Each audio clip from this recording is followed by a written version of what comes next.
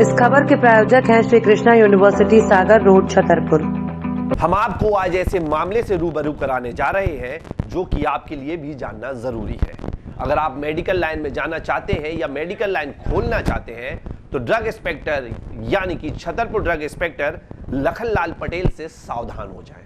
ये हम नहीं कह रहे। आज जन सुनवाई, कलेक्टर की जन सुनवाई में एक पीड़ित युवक पहुंचा जिसने खुलेआम ड्रग इंस्पेक्टर लखनलाल पटेल के ऊपर आरोप चढ़ाए और आरोप यह थे कि साहब का कहना है 40,000 लाओ, काम तुरंत कराओ, ना तो चक्कर काटते रहो। और मीडिया ने इसके बाद अपना काम निभाते हुए ड्रग इंस्पेक्टर से जब बातचीत करना चाहे तो साहब बौखला गए, चिल्ला चोट करने लगे, जवाब देने से भागते नजर आए और ये तमाम चीजें कैमरों में कैद हो गई।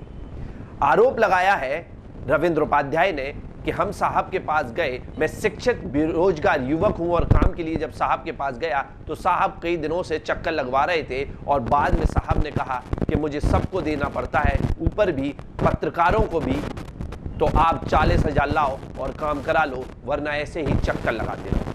कलेक्टर के पास जनसुनवाई में जब युवक पहुंचा तो मीडिया कर्मी वहां मौजूद थे और इन तमाम चीजों को लेकर मीडिया कर्मियों ने साहब से सवाल कर लिए।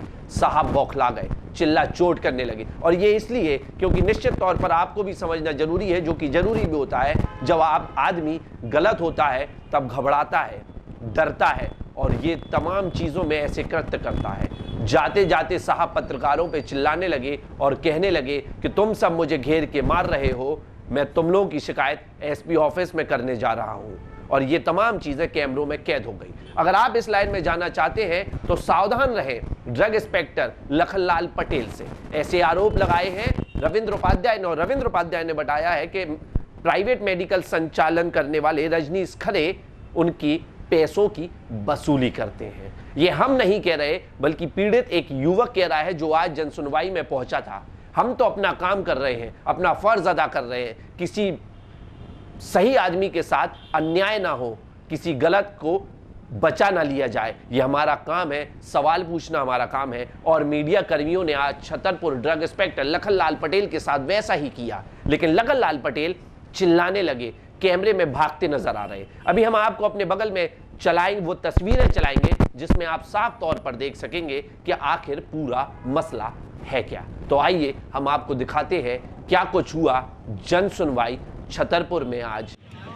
सर, आप पर अभी आरोप लगे हैं कि आप पैसे की मांग करते हैं, लिफाफा लेते हैं, मीडिया कर्मियों के, कर्मचारियों के, अधिकारियों के लिफाफे लेते हैं। ये जो आपका विषय से बाहर जा रहे हैं आप, आपका आज का जो विषय उस पर बात करिए। आज का ये जो विषय, आज का देवी दीनदयाल जी की जो एप्लीकेशन है उसमें जो है हमने ऑनलाइन चेक किया, सीएमएचओ साहब ने चेक किया, कलेक्टर साहब ने चेक किया, सीएस साहब ने चेक किया, सबने चेक किया। इनका जो आवेदन है 15 अगस्त को रिटर्न कर दिया गया था।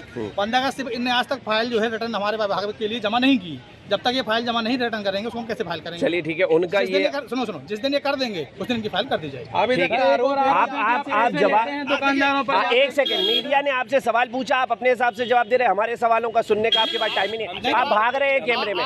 मैं आपसे, आपके जो सवाल थे, आपने कहा था इनके द्वारा इनकी जो कहानी है उसकी बाइट लेनी, हमने उनको बताया। नहीं हम हमारा ये पूछना, इसके लिए आप हमारा आपसे आप अपनी बात रख दो।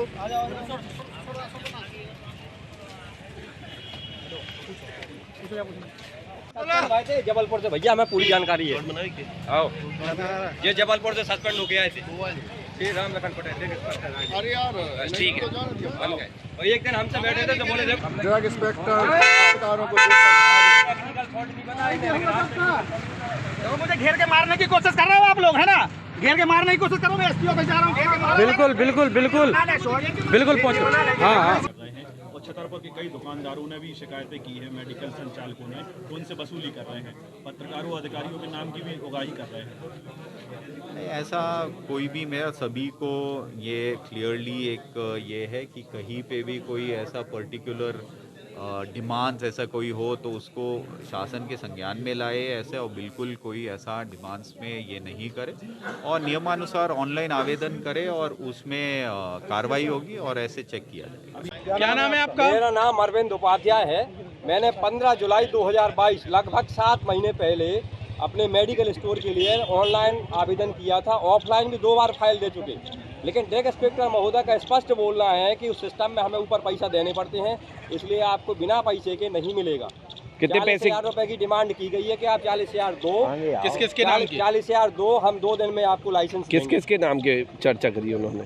और एक दिन और मैं इनके ऑफिस में बैठा था, सीएमएचओ के बगल में है, तो एक पत्रकार ऐसे दे रहे थे जी, 3-4 पत्रकार मालूम बैठे थे उधर, जो भी हो हम नहीं पता, बोल रहे थे लिफाफा देखो ये पत्रकार के लिए मैंने बनाया। क्यों? इसलिए कि ये हम लोगों के खिलाफ कोई भी नेगेटिव खबर ना चलाए।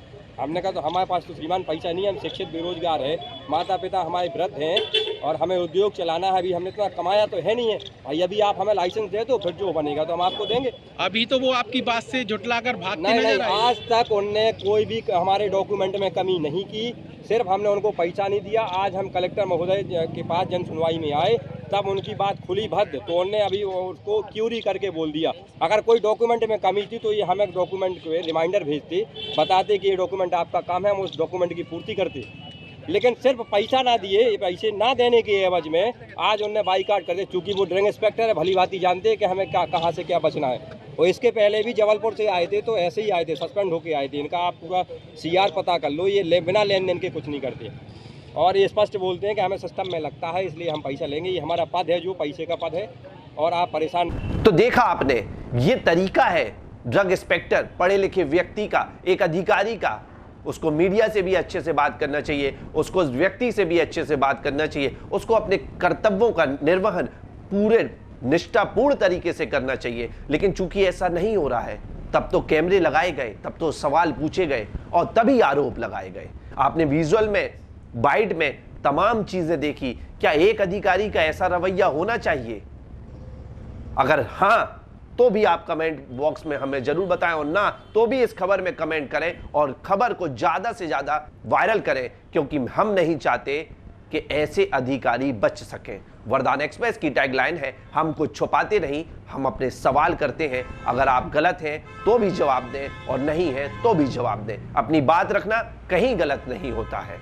ये खबर हम आपको इसलिए दिखा रहे हैं क्योंकि ऐसे लोगों से आप सावधान रहें, बचें, और अगर ऐसे अधिकारी छतरपुर जिले में हैं तो उच्च अधिकारियों को इसकी जानकारी दें, मीडिया कर्मियों को दें। फिलहाल धन्यवाद।